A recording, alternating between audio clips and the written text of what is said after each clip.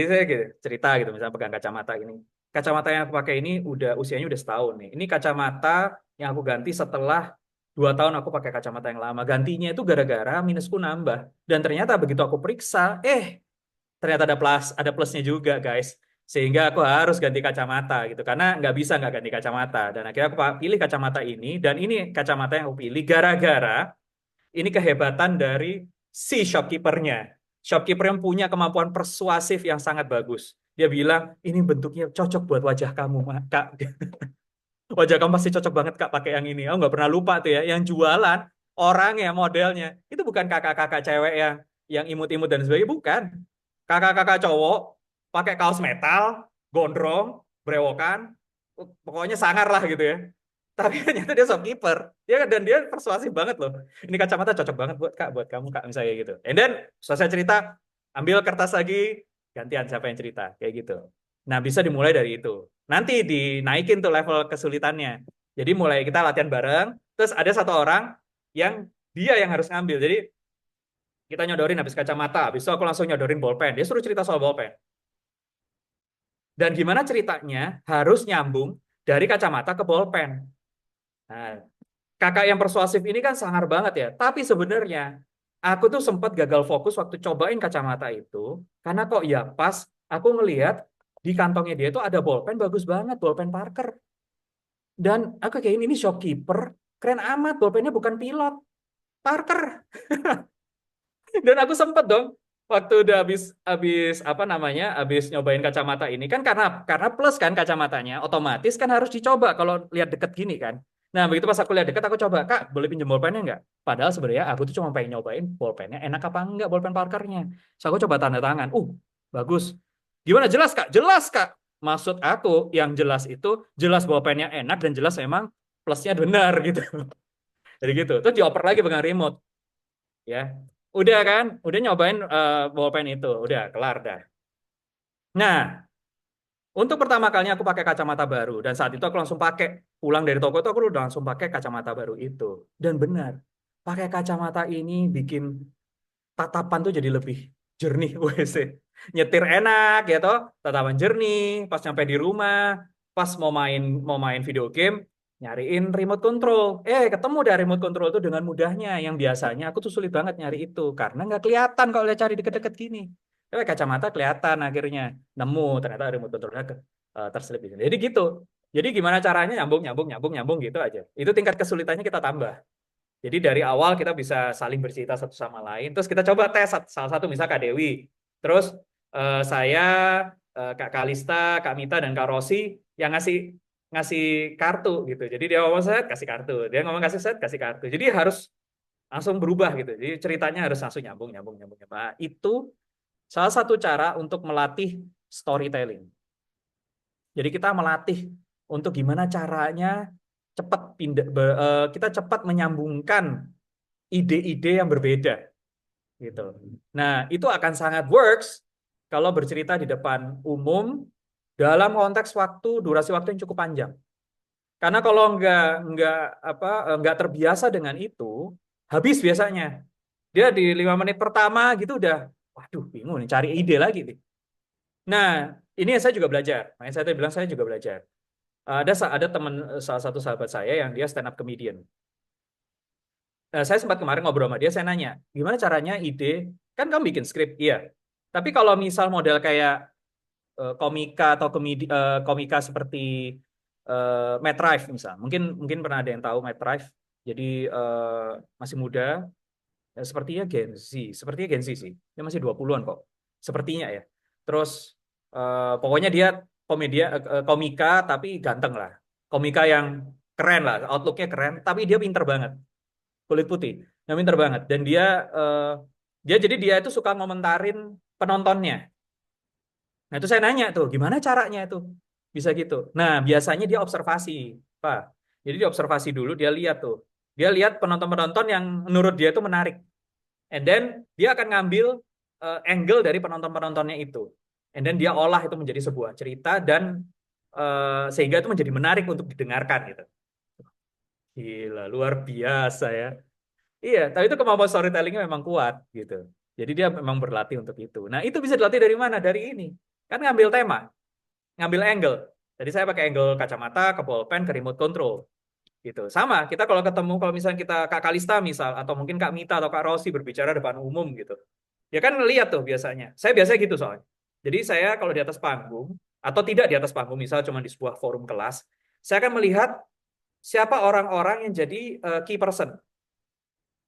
Jadi key person ini itu adalah orang-orang yang kalau dia ngomong semuanya, weh, weh, weh. Jadi kan ada tuh misal di kelas gitu ya, ada mahasiswa gitu misalnya yang dia ngomong, waduh, waduh, terus semuanya ketawa-ketawa gitu. Jadi kayak dia apa dia crowd bringernya, crowd bringernya. Jadi saya oh ini orang, oke, oh ini. Saya langsung lemparin jokes-jokes yang kira-kira relevan sama dia. Ya, misalnya dia modelnya, oh ini anak kayaknya pinter nih gitu, bisa pinter ya, kelihatan lah, kelihatan pinter gitu misal. Gini tuh saya kelemparin jokes matematika misal, karena saya nggak bisa matematika. Eh, tahu nggak sih gimana caranya memecah 200 ini menjadi angka 100 dan angka 100 gitu. Kamu tuh kayaknya jago banget ya. Ya biasa depan kalkulator deh gitu. Semua gue, karena dia crowd bringernya. Itu dia wah gitu kan. Itu membuat kita membuka diri kita untuk bisa semakin diterima sama crowd kita gitu. Nah, itu dalam konteks public speaking gitu. Nggak mudah sih, memang karena memang harus harus terbiasa ya, harus terbiasa dan itu nggak bisa langsung like instantly kamu bisa gitu. Itu enggak sih, enggak ya ada mungkin, tapi itu kayak faktor luck mungkin ada, faktor banyak lah banyak faktornya. Tapi itu akan sangat berguna dengan kita belajar hack ini, wordplay ini. Karena kita terbiasa, akhirnya kita mainin itu. Gitu. Seperti itu. Atau kadang-kadang bahkan saya misal mau mengomentarin sound system saya yang rusak. Misal saya lagi ngeband gitu ya. Dan pas lagi jeda lagu gitu terus ngomong, gimana? Oh, udah. Udah lagi pada haus ya? Sama. Bentar. Nih. Nah, misalnya gitu. Eh, kayak ini sound kena siram air deh ini kayaknya ini. Bos. Sound bisa gedein dikit nggak? Ini kayaknya kesiram air deh. Padahal sebenarnya enggak. Cuma maksudnya kita ambil angle-angle aja supaya ngomongnya ke ke tim yang terlibat tuh nggak terkesan kayak kayak yang di panggung tuh bos dan dia adalah karyawan gitu. Tapi kayak bos, kayaknya kesiram air bos gitu. Coba dinaikin lagi deh. Ah, mantap bos. Saya kayak gitu. Jadi itu hal-hal sederhana, tapi kan kita terbiasa untuk melatih itu dalam konteks public speaking. Jadi kita tahu menempatkan dalam konteks etika berbicaranya juga bisa pas gitu. Karena kita tahu siapa yang kita ajak ngobrol kan. Nah, itu dalam konteks bagaimana kita bisa melatih apa yang tadi sudah saya sampaikan ini dalam konteks di konteks public speaking gitu. Nah, cuman itu kan cara yang gampang ya.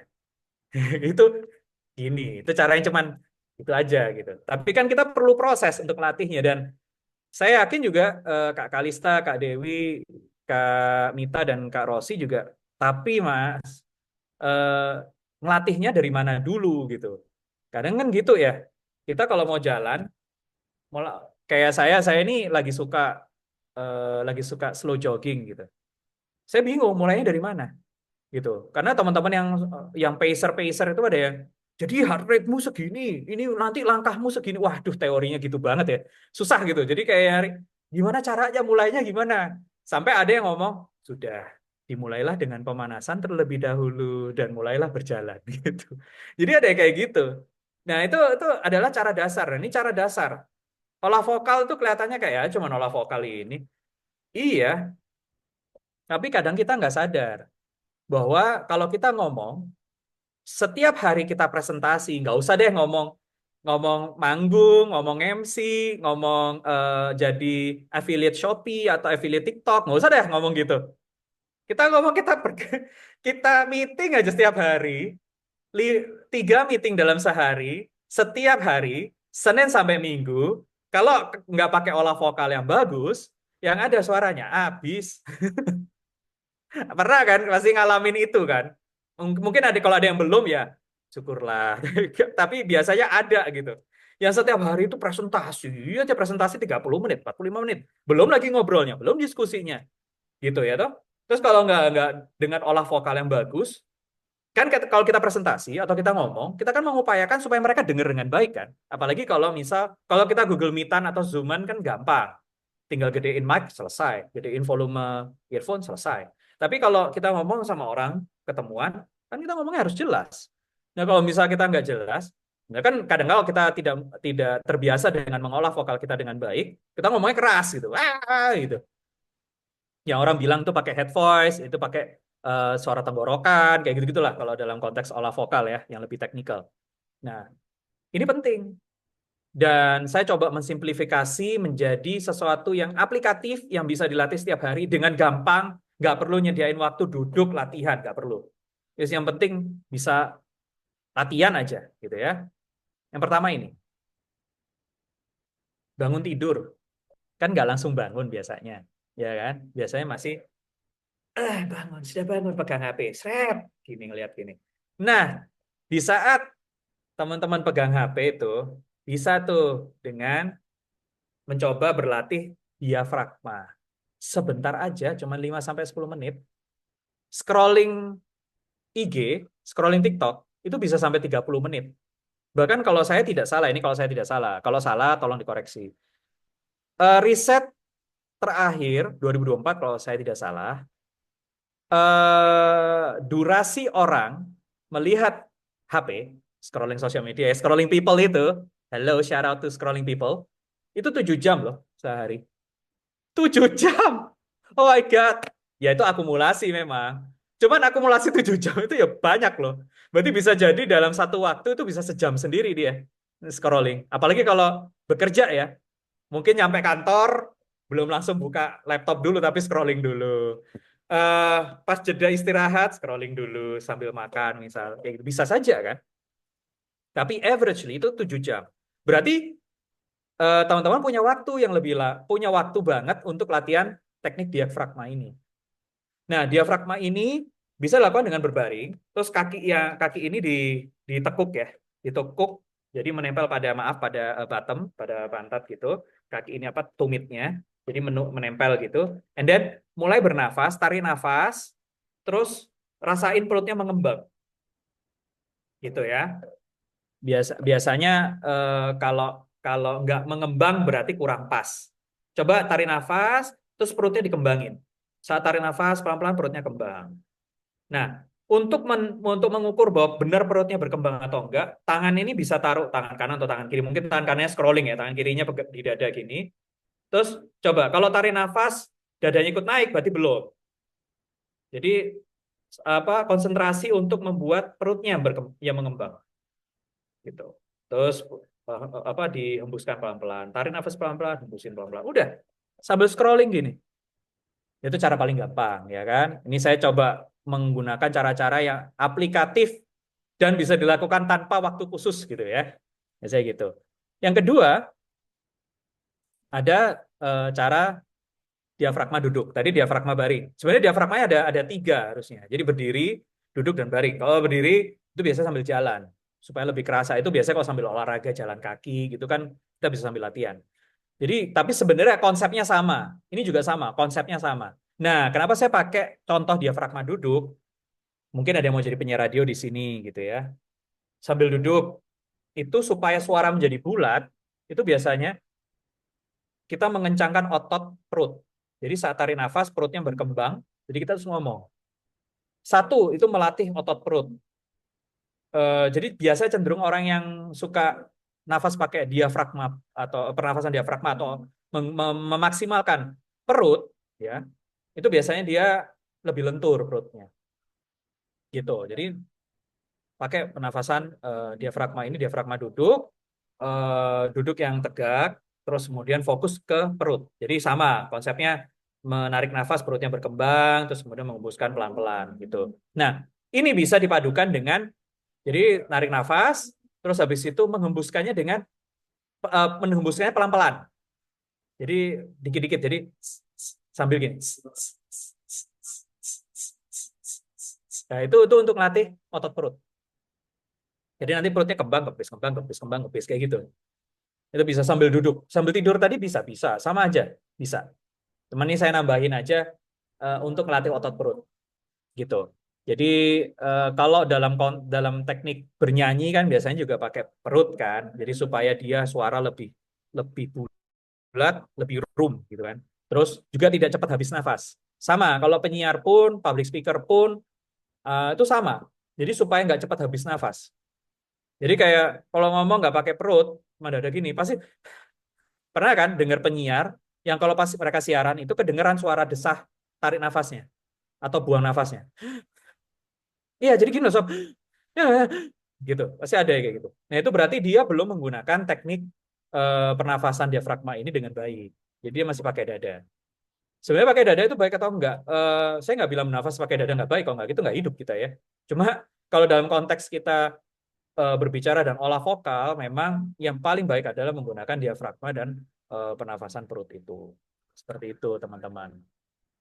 Nah, itu tadi kalau dalam konteks olah vokal yang hubungannya dengan pernafasan. Nah, di sini kita akan ngomongin soal artikulasi. Tadi saya di awal kan sempat cerita artikulasi, ada intonasi, ada aksentuasi. Itu sebenarnya adalah satu the one whole idea gitu. Tapi gimana cara ngelatihnya?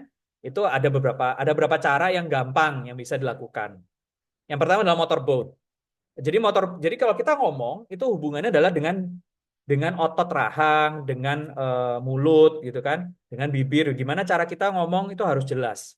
Nah, kita bisa lakukan pemanasan dengan pemanasan motorboat.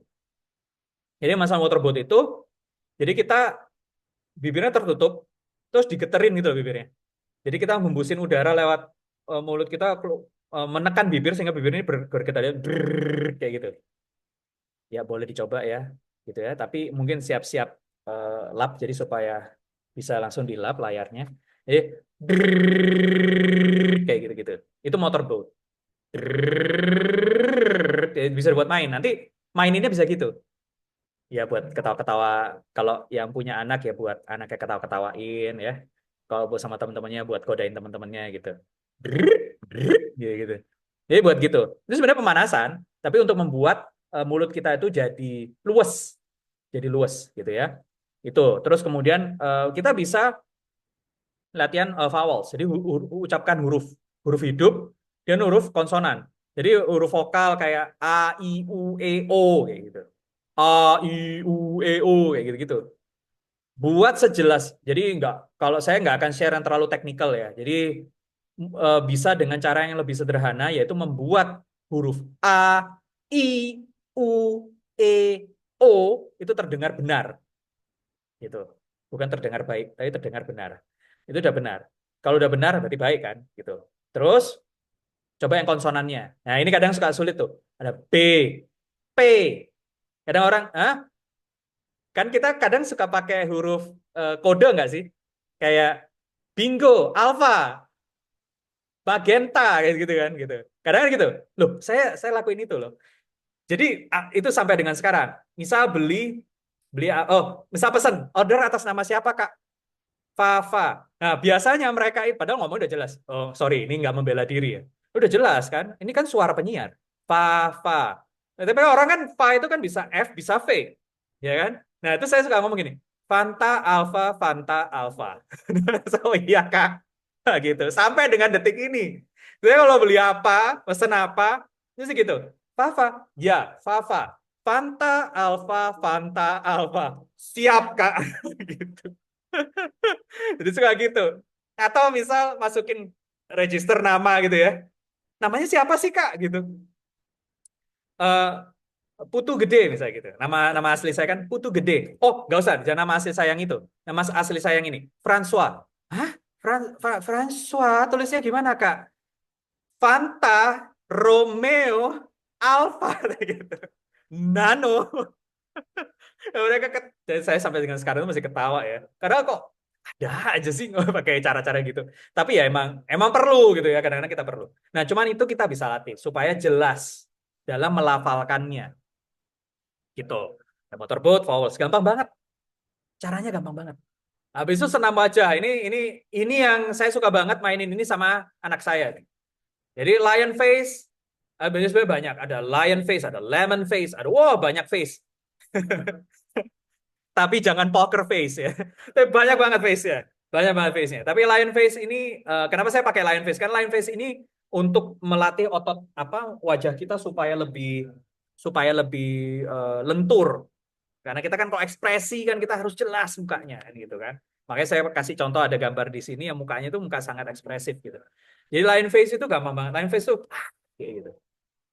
Ya kan suka tuh kalau main sama anak-anak ya. Wah, itu latihan tuh sebenarnya. Lion face.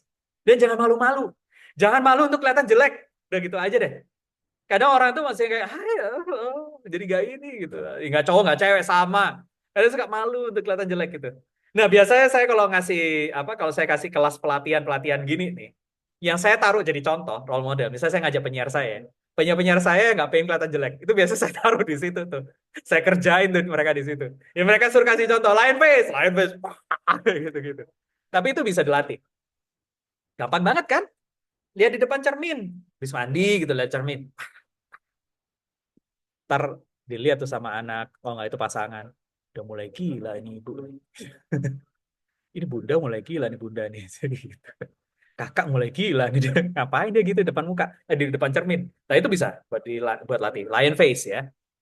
Kemudian selanjutnya ada duck face ya, duck face juga bisa digunakan. Duck face tuh kayak gitu loh. Kayak gitu ya, kayak Kak Dewi gitu, terus senyumin kayak gitu-gitu. Udah gitu aja dilatih gitu. Ya kayak ya kayak muka, kalau contoh itu pakai contoh yang kayak saya kasih gambarnya inilah, si upset duck. Saya kalau ke toko sama anak saya itu mesti ngomong bebek ngamuan gitu, gitu. Sampai yang jaga toko ketawa ngakak-ngakak. Apa Pak itu apa sih bebek ngamuan? Ini kan upset duck kan? Bebek yang suka marah. Itu bisa itu. Nah, ini yang seru nih, ini yang seru nih. Ini yang seru nih. Yang ini nih tongue twisted. Saya nggak punya bahasa Indonesianya karena saya belajar juga bahasanya tongue twisted sih namanya ya. Jadi biasanya pakai bahasa, ada yang bahasa Inggris ya. Ini seperti di bawah saya kasih contoh bahasa Inggris, yang atas saya pakai bahasa Indonesia. Nah itu untuk latih artikulasi kita. Dan ini jadi wajah kita itu juga ngikutin. Ini jadi kayak otomatis lah. Jadi otomasi ini latihannya. Dan misalnya kepiting capitnya pitung puluh kepiting capitnya pitung puluh. Udah coba lakuin itu. Dibolak-balik udah. Diulang-ulang sampai elek. Kalau orang orang Surabaya ngomongnya gitu, orang Jawa ya ngomongnya gitu. Wes latihan sampai elek kayak gitu. Itu orang sini, orang Surabaya kalau ngomong gitu. Maaf ya. Saya orang Surabaya banget ya. Gitu. Jadi kepiting capitnya pitung puluh kepiting capitnya pitung puluh gitu. Kalau dulu itu ada, kalau bercandaan saya waktu SD dulu itu ada eh anak kereta nang rel nabrak apa kayak gitu-gitu. Jadi kereta nang rel itu, oh saya sampai belibet di mulut. Tapi itu latihan latihan artikulasi. Nah, ini sebenarnya untuk melatih lidah kita supaya tidak kaku. Nah, ini bisa dilatih oleh Kak Kalista. Sorry langsung nyebut merek ya Kak Kalista ya.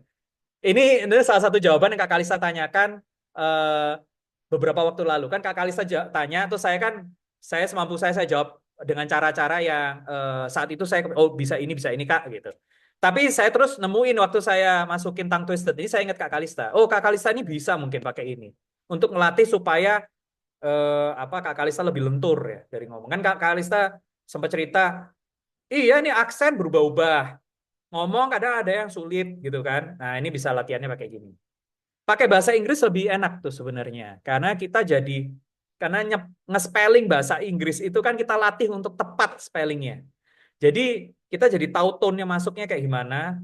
Habis itu membuat kita jadi tidak terdengar terlalu mewakili aksen wilayah tertentu. Nah, itu yang biasanya terjadi kan. Kalau public speaking di depan forum yang sifatnya beragam atau bineka tunggal ika, kalau kita lihat serius, kita kan harus terdengar gini, saya nggak bilang harus ya, tapi sebaiknya kita terdengar tidak terlalu mewakili aksen wilayah tertentu. Misal saya ini kalau ngomong tuh medok loh.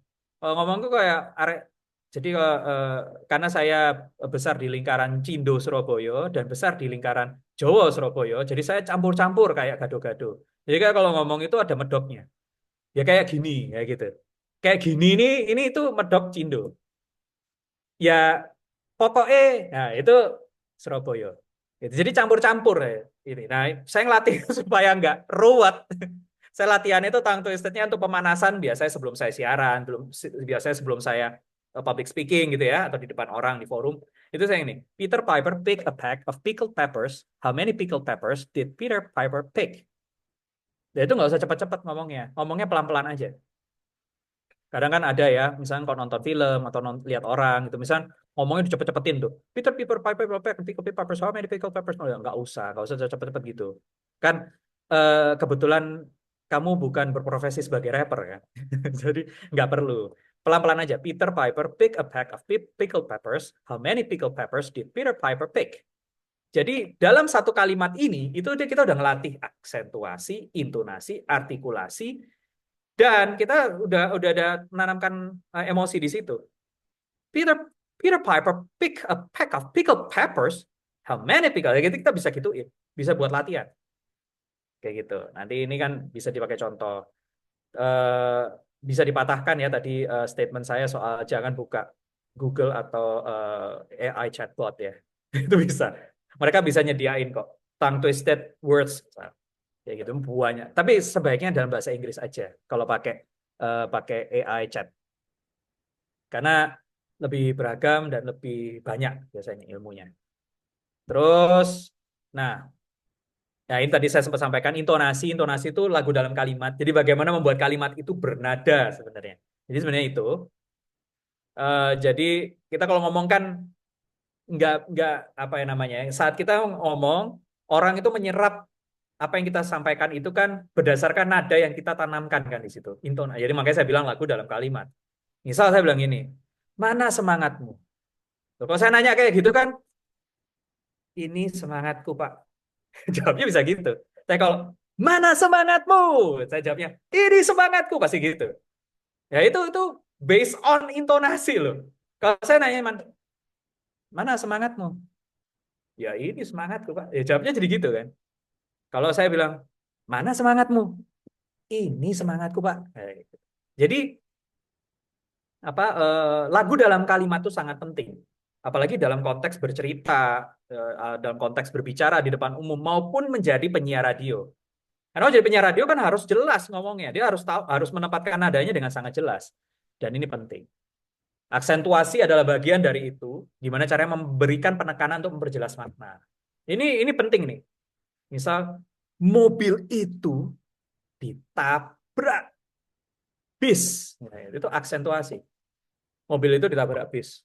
Ya apa ya apa? Mobilnya apa bisnya? Gitu bisa gitu orang kalau dengerin. Jadi aksentuasi itu penting. Nah, ini sebentar maaf, kepencet. Ini hacksnya. Reading, mimicking, dan singing itu adalah cara paling gampang buat teman-teman belajar semua yang tadi saya sampaikan di awal. Reading, mimicking, singing. Udah. Baca, meniru, dan bernyanyi. Nah, itu juga sempat saya sampaikan ke Kak Kalista kemarin. Kak Kalista kan nanya, gimana ya caranya supaya saya punya ciri khas berbicara tertentu gitu ya. Mimicking, itu mencontoh. Ya, meniru. Siapa? Terserah. Siapa yang mau ditiru? Misal mau niru satu news anchor tertentu, mau niru host siapa, mau niru penyiar radio siapa, silahkan. Itu meniru, nggak apa-apa. Dan itu bisa membuat apa kita jadi berlatih akhirnya untuk meniru. Kan kita tanpa sadar kita melatih itu, melatih, melatih, melatih, melatih. Akhirnya kita bisa. Ada satu figur yang saya tuh coba tiru dari dulu dan nggak pernah bisa, yaitu Adam Sandler. Saya ini one of his big fans ya. I'm one of his big fans, Adam Sandler. Itu dia tuh punya karakter yang unik banget menurut saya. Kita nggak perlu lihat orangnya, dengerin dia ngomong aja kita tahu ini Adam Sandler. Next-nya adalah yang saya tahu punya karakter dalam mengisi suara gitu ya, yaitu Scarlett Johansson. Itu juga sangat kuat. Jadi kita dengerin tuh kita tahu ini Scarlett Johansson. Kan banyak tuh film animasi, film live action yang dia nggak ada wajahnya, cuman suara doang, tapi kita tahu tuh Scarlett Johansson. Oh ini Scarlett Johansson. Ya gitu. Tanpa kita lihat kredit title-nya. Terus yang saya juga suka itu ya Sigourney Weaver, mungkin yang agak lebih tua itu Sigourney Weaver. Karena saya suka lihat dokumenter Nat Geo. Biasanya dia ngisi Discovery, Nat Geo itu ada suaranya Sigourney Weaver. Atau Disney itu biasanya punya uh, uh, kerjasama apa ya? Boy, jadi kayak dokumenter itu yang ngisi Sigourney Weaver. Dan dia kalau bercerita enak gitu. Kalau narasi enak menurut saya. Terus atau Matthew McConaughey. Matthew McConaughey itu juga kalau ngomong itu ada aksennya. Dan tuh apa ya? Menyejukkan menurut saya. Dengerin tuh, wah enak orang ini kira gitu. Sorry ya Surabaya keluar